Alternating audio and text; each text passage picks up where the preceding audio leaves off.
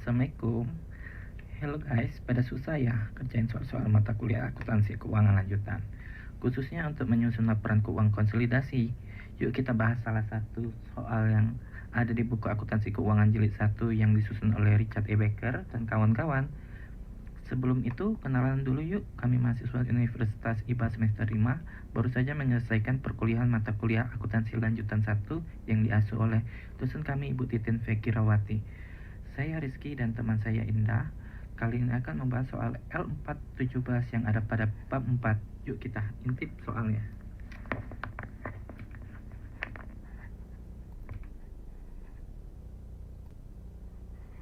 L417 kertas kerja konsolidasi dengan diferensial. PT Kinanti membeli semua saham biasa PT Santana pada tanggal 1 Januari 20X5 seharga 180 juta. Pada tanggal tersebut, nilai buku dari aset bersih yang dilaporkan PT Santana adalah 150 juta. Seluruh diferensial pembelian dialokasikan ke aset yang disusutkan dengan sisa umur ekonomis 6 tahun dari tanggal 1 Januari 20X5. Neraca percobaan disesuaikan untuk kedua perusahaan pada tanggal 31 Desember 20X5 adalah sebagai berikut, bisa dilihat di tabelnya di bawah. PT Kinanti menggunakan metode ekuitas untuk akuntansi investasi pada PT Santana. PT Santana menggunakan dan membayar dividen pada tanggal 31 Desember.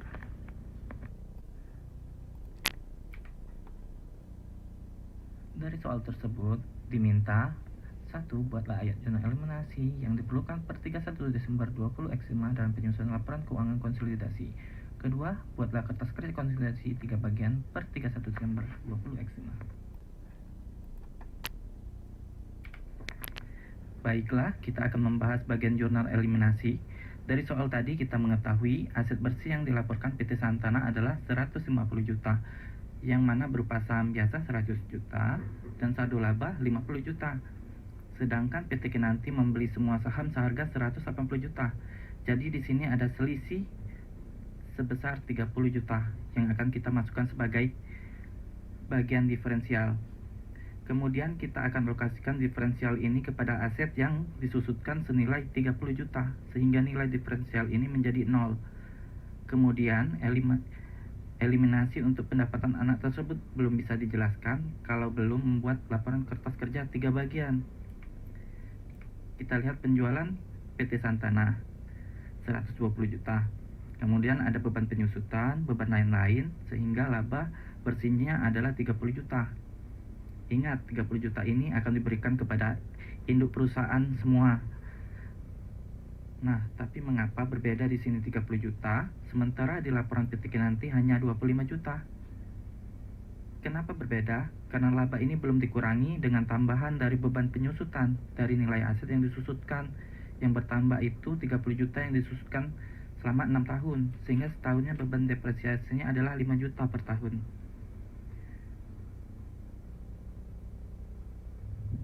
25 juta ini kita eliminasi karena posisinya kredit, jadi kita debit dengan cara mengurangi dividen 10 juta, lalu mengurangi nilai investasi. Jadi jurnal eliminasinya pendapatan dari anak perusahaan 25 juta, kreditnya adalah dividen diumumkan, dan sisanya ada mengurangi nilai investasi sebesar 15 juta.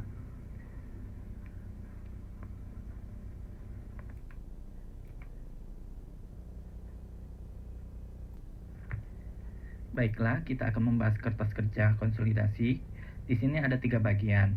Bagian laporan laba rugi, bagian laporan saldo laba, dan bagian neraca. Untuk mengisi pos-pos pada PT Kinanti dan PT Santana, kita bisa lihat di neraca percobaan disesuaikan untuk kedua perusahaan pada tanggal 31 Desember 20X5 di soal.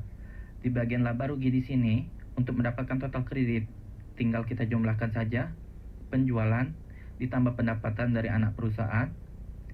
Pada PT Kinanti, 200 juta ditambah 25 juta menjadi 225 juta. Pada PT Santana 120 juta. Untuk mendapatkan total beban atau debit, kita jumlahkan beban penyusutan ditambah beban lain. Pada PT Kinanti 25 juta ditambah 105 juta menjadi 130 juta. Pada PT Santana 15 juta ditambah 75 juta menjadi 90 juta. Untuk eliminasinya, pada pendapatan anak perusahaan itu posisinya kredit, maka kita debit, dan penyusutan juga sama, kita debit 5 juta. Untuk konsolidasi, kita jumlahkan ke samping penjualan 320 juta, pendapatan dari anak perusahaan 0, total kredit 320 juta, beban penyusutan 45 juta, beban lain 180 juta, dan total beban 225 juta.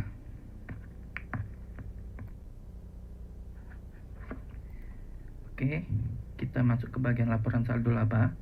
Untuk mendapatkan laba ini, caranya itu mengurangkan total kredit dikurang total debit atau beban. Pada PT Kinanti 225 juta dikurang 130 juta menjadi 95 juta. Untuk PT Santana 120 juta dikurang 90 juta menjadi 30 juta.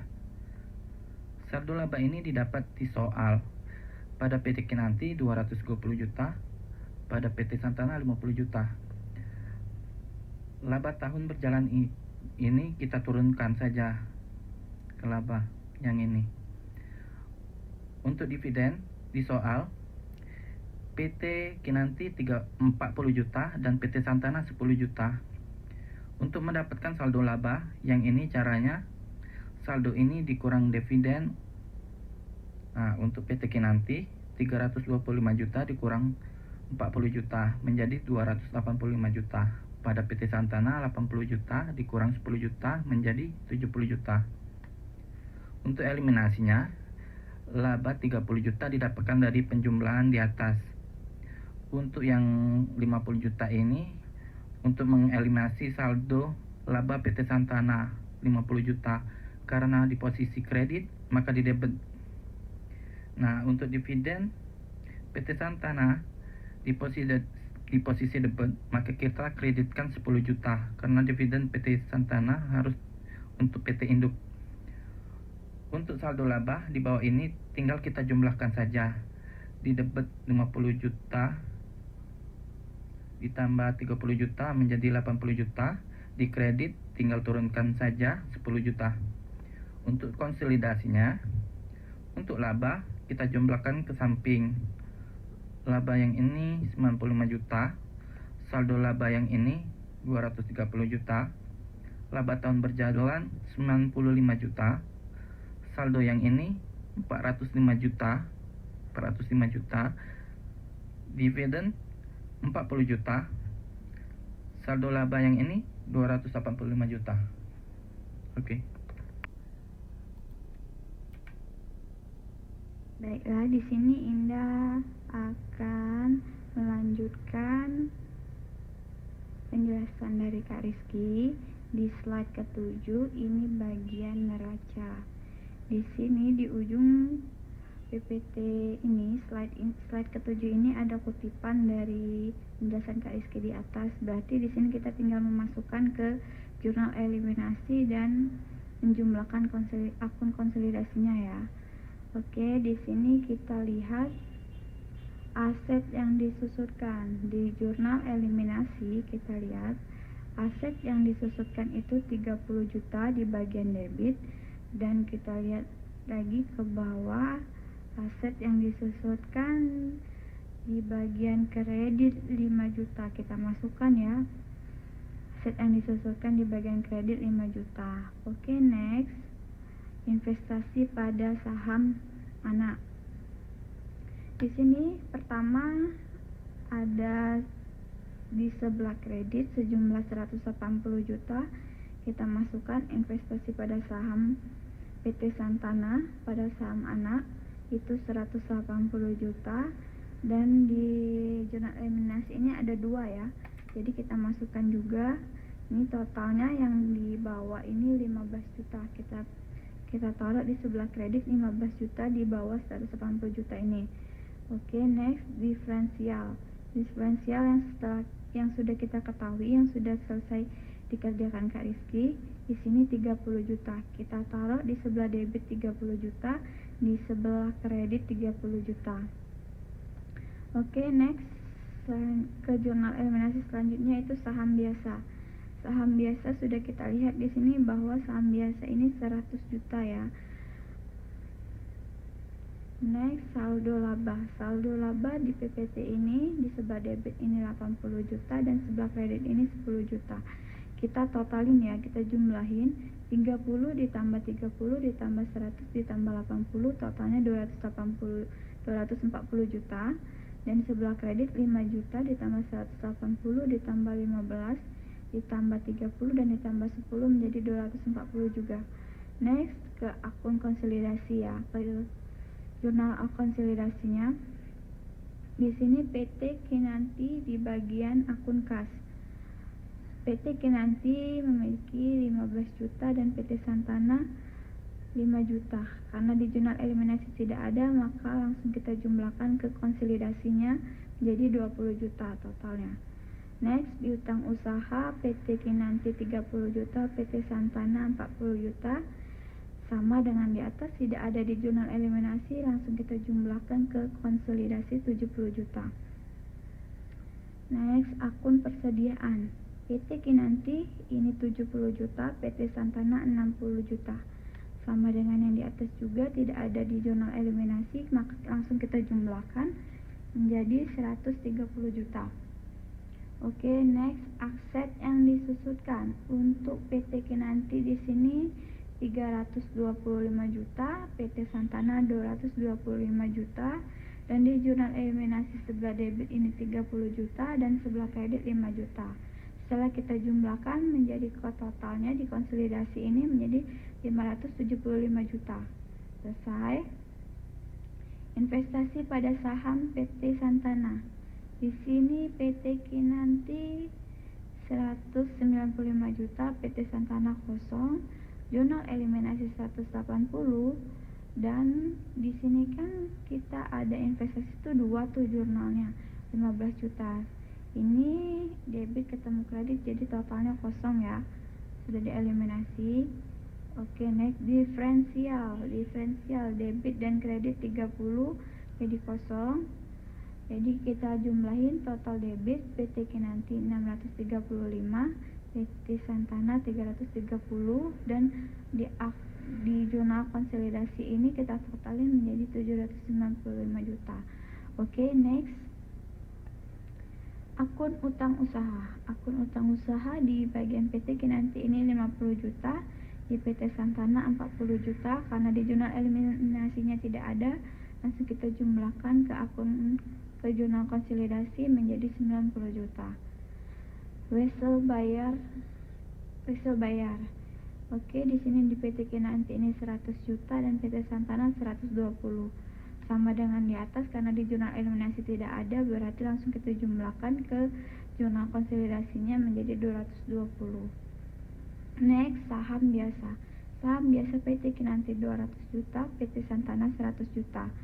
Dan di sini jurnal eliminasinya saham biasa di sebelah debit 100 juta. Kita jumlahin menjadi di jurnal konsolidasinya 200 juta ya. Saldo laba di PT Kinanti 285 juta, di PT Santana 70 juta. Dan di jurnal eliminasi di PPT slide 7 ini sebelah debitnya 80 juta, di sebelah kreditnya 10 juta. Setelah kita jumlahin menjadi 285 juta. Oke, di sini kita lihat. Di sini untuk jumlah totalnya kita harus balance ya. Baiklah, kita lihat di sini untuk seluruhnya di PT Kinanti total debitnya 635 juta, di bawah juga 635 juta. PT Santana 330 juta di atas, di bawah juga 330, balance ya. Dan untuk di jurnal eliminasi di sebelah debit ini totalnya 240 dan di sebelah kredit 240, balance. Dan di jurnal konsolidasi di atas total 795 juta dan di bawah juga 795. Jadi balance semua ya.